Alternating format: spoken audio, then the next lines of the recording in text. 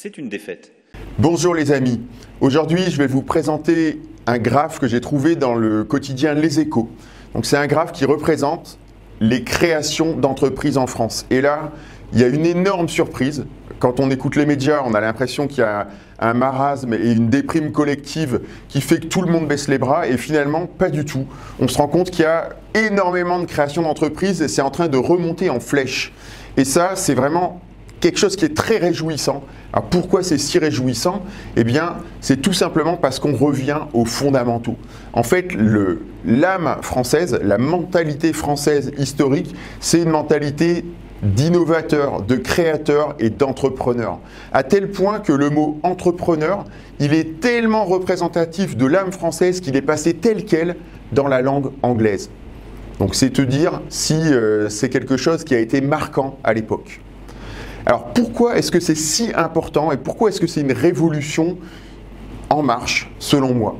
Eh bien c'est très simple, on est tout simplement en train de passer d'une mentalité de salarié à une mentalité d'indépendant. Alors ça se fait un peu dans la douleur parce qu'il faut quand même être honnête, je crois que beaucoup de ces créations d'entreprises, ce sont des auto-entrepreneurs qui étaient d'anciens salariés qui ont perdu leur emploi à cause de la crise. Mais ce qu'il faut bien comprendre, c'est que quand les gens ils prennent goût à la liberté, quand ils prennent goût à l'indépendance, il n'y a pas de retour en arrière possible. Ils n'accepteront plus jamais de recevoir des ordres et de réaliser des tâches auxquelles ils ne croient pas vraiment. Alors pourquoi est-ce que ça va vraiment changer l'âme du peuple selon moi? Eh bien c'est très simple. Quand tu es salarié, tu touches ton salaire net. Et donc tu ne te rends pas compte du coût de l'État. Tu es pris en charge. Et finalement cette mentalité, elle implique de plus en plus de demandes de prise en charge de la part de l'État, de plus en plus d'État-providence. Et c'est un peu une mentalité de lutte des classes. C'est une mentalité qui favorise l'envie. Et quand tu es indépendant, eh bien, tu te rends compte du coût de l'État puisque tu payes tes charges.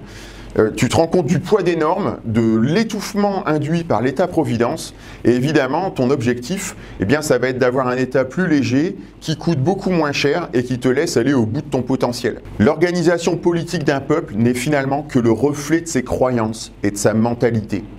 Et la mentalité, eh bien, elle est en train de changer. Ça va être long, mais c'est un mouvement qui est tellement puissant que rien ne pourra l'arrêter. L'État-providence n'a pas tenu ses promesses. C'est un échec. Rien ne peut s'opposer à un imaginaire collectif qui change.